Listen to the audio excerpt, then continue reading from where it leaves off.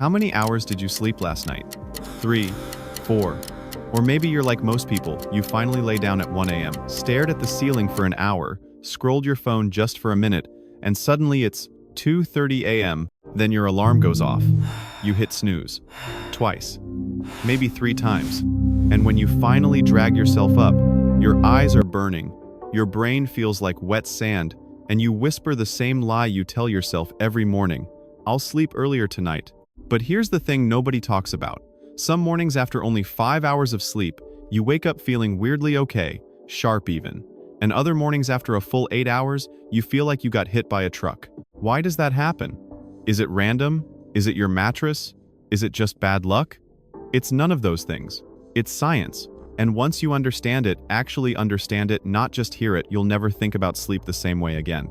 Because the real problem isn't how long you sleep.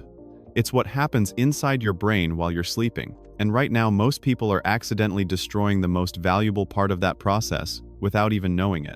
Stay with me because what I'm about to share isn't another go to bed earlier lecture. This is the actual mechanism behind why some nights recover you completely and what you can do to make that happen on purpose, even after a late night. This changes everything. Let's get into it. What your brain actually does while you sleep. Most people think sleep is just off time. You close your eyes, nothing happens. You wake up. Simple. But while your body is lying there completely still, your brain is running one of the most complex and important processes in all of human biology. Here's how it actually works. Your brain moves through cycles, each one roughly 90 minutes long. Inside every cycle, there are 3 key stages: light sleep, deep sleep, and REM sleep. Deep sleep is when your body physically repairs itself. Muscle recovery, immune system reset, energy stores refilled. It's the stage that makes your body feel good. REM sleep, rapid eye movement, is when your brain does its work. It processes emotions from the day. It consolidates memories. It refreshes your ability to focus, make decisions, and think creatively. It's the stage that makes your mind feel good. Now, here's the part that actually matters. The part that explains those good and bad mornings you've been wondering about. If you wake up in the middle of a cycle, your brain gets cut off mid-process. It's like pulling the plug on your computer before it finishes saving. You feel groggy, foggy, and irritable no matter how many hours you slept. But if you wake up right after a cycle ends, your brain has completed its work. You feel clear. You feel ready. You might even wake up before your alarm. So the fix isn't sleeping more hours. The fix is sleeping in complete cycles. That means planning your sleep in multiples of 90 minutes. 4.5 hours is 3 cycles. 6 hours is 4 cycles. 7.5 hours is 5 cycles. Pick your wake-up time, count backwards, and set your bedtime accordingly. But, and this is important, getting the timing right is only half the equation. The other half is something almost nobody does. And I'm going to show you exactly what it is.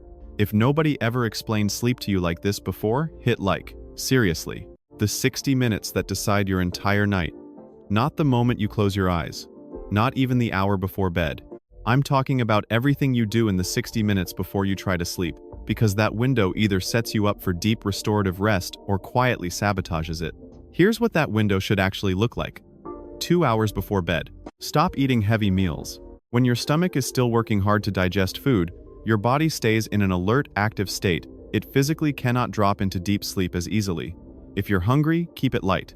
A small handful of nuts, a banana, warm milk, that's it.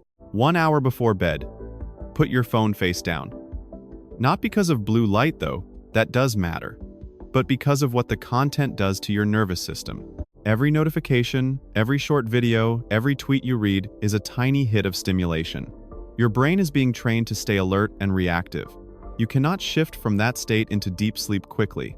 It takes time to wind down, and most people never give their brain that time. Instead, dim your lights. Write down 3 things you need to do tomorrow, not to stress about them, but to get them out of your head and onto paper. Put on music around 60 to 70 beats per minute. Do 5 minutes of light stretching if you've been sitting all day. These aren't random wellness tips. They're signals you're deliberately sending to your nervous system that it's safe to slow down. 30 minutes before bed, your room should be between 18 and 20 degrees Celsius. Completely dark or use a sleep mask. As quiet as possible. A cooler body temperature triggers deeper, more efficient sleep cycles. This is basic physiology, not preference. And when you finally lie down, try the 4, 7, 8 breathing method. Breathe in for 4 seconds, hold for 7.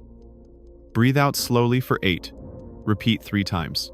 This activates your parasympathetic nervous system, the rest and digest mode, and pulls your body out of its alert state faster than almost anything else you can do.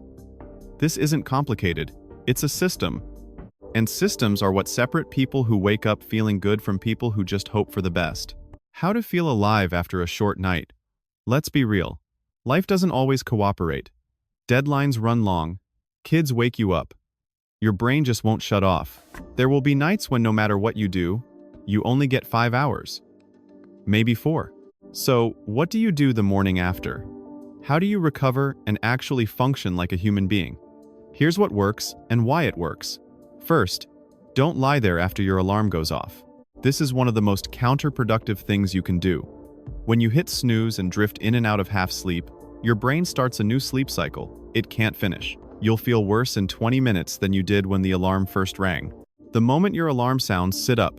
Swing your legs over the side. Commit. Second, get natural light within 10 minutes of waking. Step outside, stand by a window, do anything to get sunlight on your face. Morning light signals your brain to stop producing melatonin, the sleep hormone, and start producing serotonin instead. This is your body's natural wake-up switch, and it works faster than any coffee you've ever had. You'll feel a real physical shift in your alertness within minutes. Third, drink a large glass of water before anything else. Your body loses roughly half a liter of water overnight through breathing and sweat. Dehydration is one of the biggest hidden causes of morning brain fog.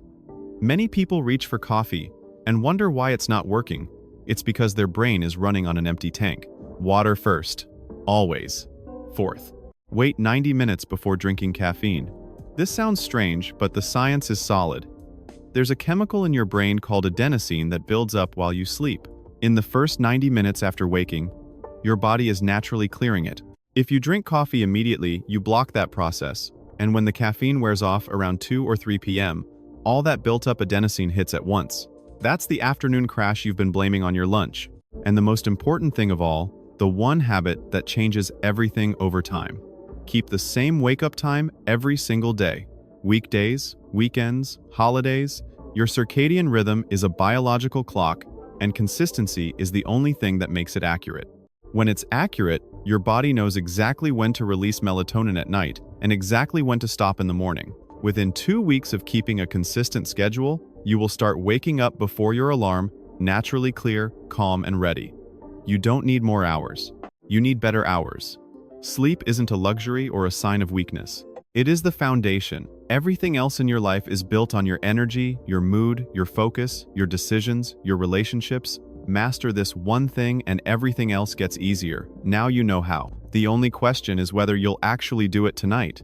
Before you go, if you want the next video in this series, where I break down how to stay sharp and focused all day without caffeine crashes, subscribe right now and turn on notifications. I drop new videos every week, and that one is coming very soon. Don't miss it.